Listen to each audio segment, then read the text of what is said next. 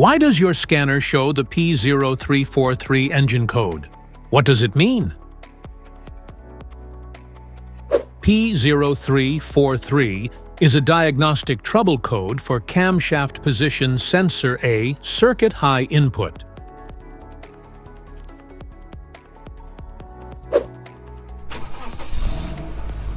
This engine code indicates that the engine's computer is detecting a high voltage or signal issue from the camshaft position sensor, affecting fuel injection and ignition timing. Under this circumstance, stop driving and repair your vehicle immediately.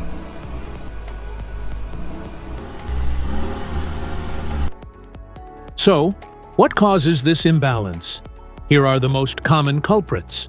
This error can be caused by these possible faults in your vehicle. Faulty camshaft position sensor, wiring issues, contamination, timing component problems.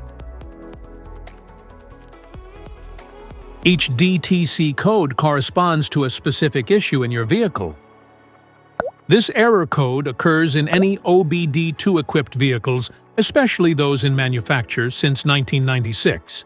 It is commonly found in Honda Civic, Nissan Altima, and Lexus RX 350 models. If you want to fix this error code, let us know in the comments section.